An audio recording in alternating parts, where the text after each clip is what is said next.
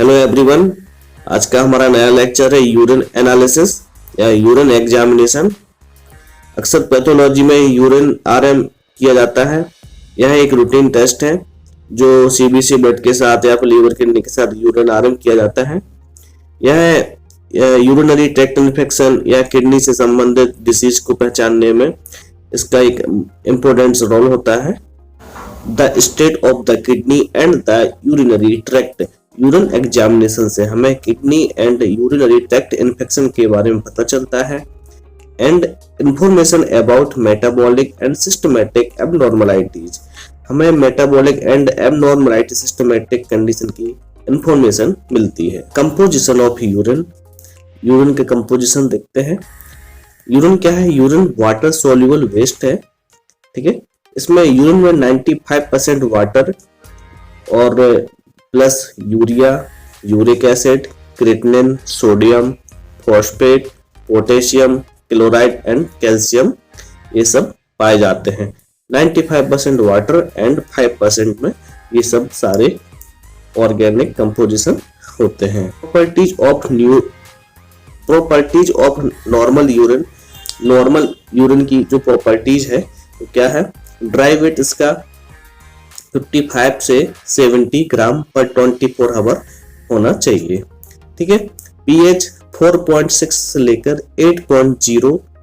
ठीक है, और एवरेज इसका 6.1 यानी कि यूरिन का पीएच एसिडिक होता है। जब यूरिन को ज्यादा देर तक या लंबे समय तक रखते हैं तो वह धीरे धीरे एल्कलाइन होने लगता है। ठीक है, लेकिन एवरेज मीन उसका 6.1 यानी कि एसिडिक होता है। यूरिन की specific gravity neonates, infants and adult के हिसाब से अलग अलग होती है। न्यूनेट्स में 1.012, इन्फेंट्स में 1.002 से 1.006 तक और एडल्ट्स में 1.003 से 1.030 होती है। नेक्स्ट, उसका वॉल्यूम 24 आवर में यूरिन का नॉर्मल वॉल्यूम कितना होना चाहिए?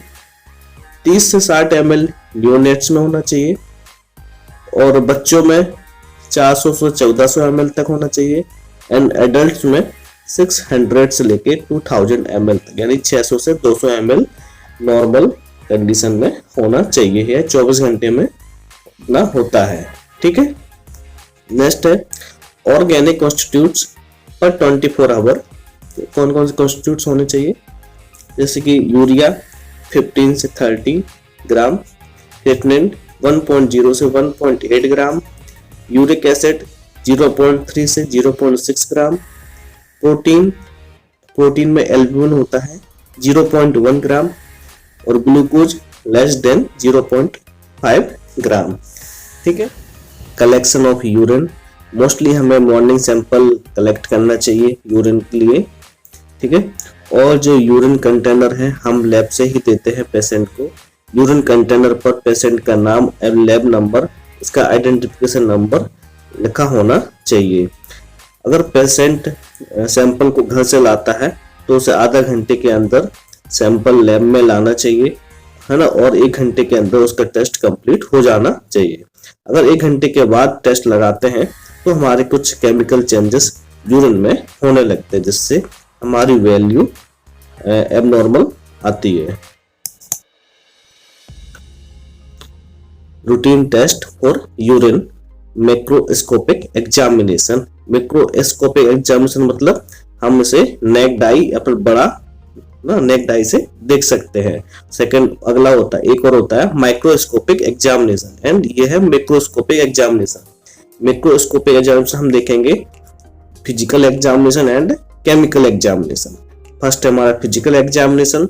जो हमारा यूरिन सैंपल होता है उसको हम फिजिकल रूप से उसको देखते हैं या फिर ऑब्जर्वेशन करते हैं, तो उसको चेक करते हैं किन किन पैरामीटर्स को लेके।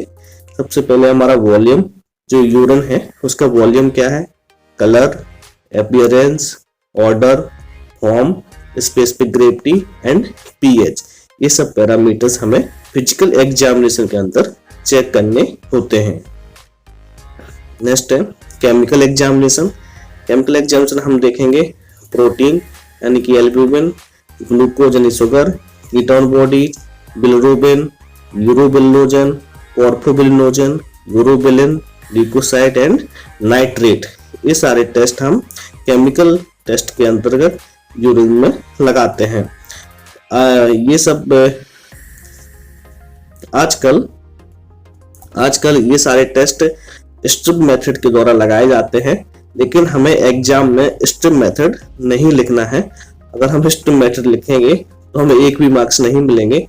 हमें ये सारे मेथड का मैनुअल मेथड, जो इसका प्रिंसिपल, हर एक टेस्ट का प्रिंसिपल, उसका रिक्वायरमेंट, उसका क्लिनिकल सिग्निफिकेंस, उसका रिजल्ट, प्रोसीजर क्या है, वो सारा हमें लिखना पड़ेगा, तभी हमको उसके मार्क्स प्रॉपर्ली मिलेंगे ना। आजकल क्या है, लैब में स्ट्रिप मेथड आ गई है।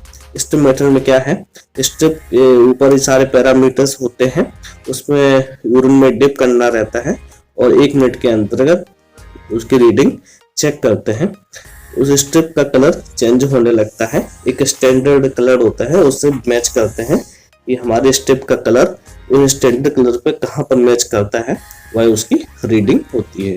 ठीक है, लेकिन हमें उस स्ट्रिप मेथड का यूज नहीं करना है एग्जाम में लिखने को लेके। ठीक है, आगे हम ये सब डिटेल में पढ़ेंगे। नेक्स्ट है माइक्रोस्कोपिक एग्जामिनेशन। माइक्रोस्कोपिक एग्जामिनेशन हम देखते हैं red blood cells, pus cells, leukocyte, epithelial cells, cast, bacteria, crystals, yeast, parasites and spermatozoa. ये सारे हम माइक्रोस्कोपिक एग्जामिनेशन में ऑब्जर्व करते हैं या देखते हैं। ठीक है, माइक्रोस्कोपिक एग्जामिनेशन हम शॉर्ट में बता दें अभी आपको। इसमें एक हम ट्यूब लेते हैं, उसमें 8 से 10 ml हम यूरिन सैंपल भरते हैं और उसको सेंट्रीफ्यूज करते हैं 8 से 10 मिनट के लिए।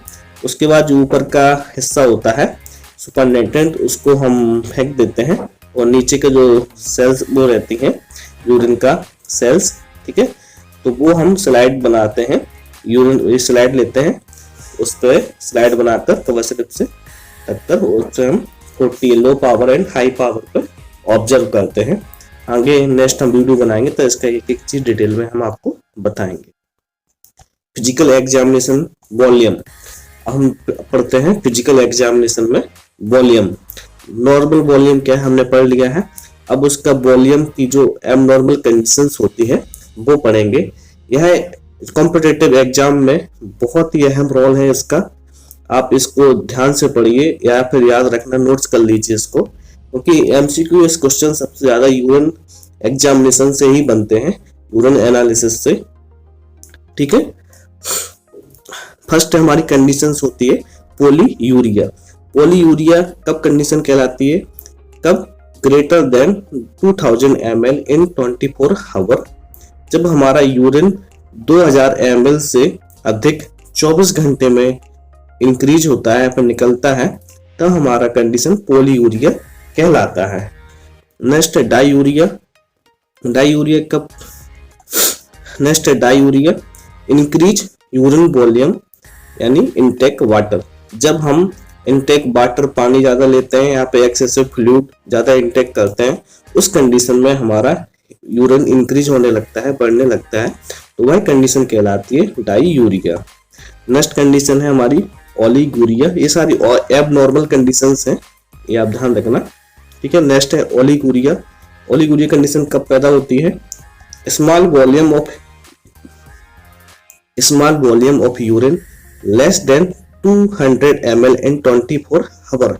कम मात्रा में यूरिन आना, कम से कम 200 ml से कम 24 घंटे में यूरिन निकल रहा है, तो वह कंडीशन कहलाएगी ओलिगूरिया।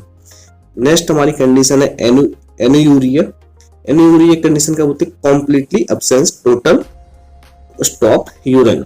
मतलब एनुयूरिया कंडीशन में हमारे यूरिन बिल्कुल नहीं आता है, टोटली यूरिन सीक्रेट होना बंद हो जाता है, इस कंडीशन को कहते हैं एनुयूरिया। नेक्स्ट है nocturia. More than 500 ml at night, यानी कि एक नाइट में 500 ml से ज्यादा अगर यूरिन सीक्रेट होता है तो वो कहलाता है नॉक्चूरिया। ठीक है, ये सारी एबनॉर्मल कंडीशंस एग्जाम में बहुत सबसे ज्यादा पूछी जाती हैं। ठीक है, नेक्स्ट है हमारा कलर। जो यूरिन का कलर है वो कैसा होना चाहिए, जो हम फिजिकल टेस्ट के देखते हैं। कलर हमारा स्ट्रो येलो एम्बर कलर है तो हमारा नॉर्मल यूरिन है, ठीक है। और ये एग्जाम में पूछते हैं कि येलो एम्बर कलर किस पिगमेंट के कारण होता है, तो ये यूरोक्रोम, एक हमारे यूरिन में यूरोक्रोम पिगमेंट पाया जाता है जिसके कारण हमारा यूरिन एम्बर येलो कलर का दिखाई देता है, ठीक है। नेक्स्ट है पेल कलर, तो डाइल्यूट यूरिन के कारण। डार्क येलो रेडिश ब्राउन है, डार्क येलो है तो कंसंट्रेट यूरिन के कारण। येलोइश ब्राउन है तो बिलिरुबिन की मात्रा बढ़ने लगती है। ग्रीनिश ब्राउन है तो बिलिवर्डिन के कारण। डार्क ब्राउन या ब्लैक है तो मेलानिन पिगमेंट के कारण, या फिनॉल या पॉइजन या जहर के कारण ये हमारा urine black and dark brown दिखता है। ऑरेंज या red orange brown, increase urobilin, clear red तो हीमोग्लोबिन्यूरिया, अगर रेड कलर का दिखता है तो हीमोग्लोबिन्यूरिया, यानी कि इसमें हीमोग्लोबिन प्रेजेंट रहता है, ठीक है, हीमोग्लोबिन प्रेजेंट है। क्लाउडी रेड है तो हीमोचूरिया, यानी कि इसमें ब्लड आ रहा है उसमें यूरिन में, तो हीमोचूरिया कहलाता है क्लाउडी रेड में। ग्रीन ब्लू ऑरेंज है तो ड्रग्स के कारण हमें ग्रीन ब्लू ऑरेंज कलर का दिखाई देता है। मिल्की वाइट दिखाई देता है तो वुचेरिया प्रेंकोप्टाई या काइलूरिया के कारण हमें मिल्की वाइट कलर का दिखाई देता है, ठीक है। ये सारी कंडीशंस भी हमें एग्जाम में पूछते हैं, एमसीक्यूएस क्वेश्चन, ये सबसे ज्यादा क्वेश्चन इसी में से बनते हैं कि एम्बर कलर, पेल कलर किस कारण के होते हैं, हीमोचूरिया में किस कलर का हमारा यूरिन दिखाई देता है, ठीक है। अपीयरेंस क्लियर कैसा होना चाहिए। नेक्स्ट हमारा अपीयरेंस, अगर हमारा यूरिन क्लियर है तो वो नॉर्मल कंडीशन में, अगर हैजी है, क्लाउडी है, टर्बिड है तो उसमें पसल्स, बैक्टीरिया है, क्रिस्टल्स, कास्ट, म्यूकस प्रेजेंट है। हैजी, क्लाउडी, टर्बिड धुंधला धुंधला से बादल होते हैं ना, हैजी क्लाउडी, इस तरह से अगर हमारे यूरिन बादलों जैसे आपने देखा होगा धुंधले धुंधले से दिखाई देते ना, इसी तरह हमारी यूरिन भी हैजी क्लाउडी टर्बिड हो जाता है, इसमें pus cells, bacteria, crystals, cast, mucus present होने के चांस होते हैं। नेक्स्ट हमारा ऑर्डर यानी गंध, स्मेल। एरोमेटिक जो गंध है वो नॉर्मल है, यूरिन की जो ऑर्डर को नॉर्मल ऑर्डर क्या है, एरोमेटिक, ये एग्जाम में पूछते हैं। और ये नॉर्मल एरोमेटिक किस कारण से होता है, एक एसिड होता है इसको बोलते हैं वोलेटाइल एसिड के कारण हमारे यूरिन का नॉर्मल ऑर्डर होता है एरोमेटिक, ठीक है। स्वीट अथवा फ्रूटी है तो कीटोन बॉडीज के कारण, ठीक है। अगर एमोनिकल है तो breakdown of urea by bacteria और स्टैंडिंग, ठीक है। अगर अमोनिकल है तो यूटीआई या यूरिया का ब्रेकडाउन हो रहा है बैक्टीरिया और स्टैंडिंग, ठीक है। फॉल है तो यूटीआई इन्फेक्शन के कारण हमें फॉल स्मेल आती है। नेक्स्ट है हमारा फॉर्मिंग यानी कि जब हम फॉर्मिंग मतलब झागदार, ठीक है। व्हाइट स्मॉल अमाउंट में अगर झाग है तो नॉर्मल है, अगर येलो लार्ज अमाउंट में फॉर्मिंग आ रहा है तो बिलिरुबिन या पाइल पिगमेंट के कारण। वीडियो में हमने फिजिकल एग्जामिनेशन कंप्लीट कर लिया है। अगली वीडियो में हम chemical examination and urine microscopic examination बताएंगे।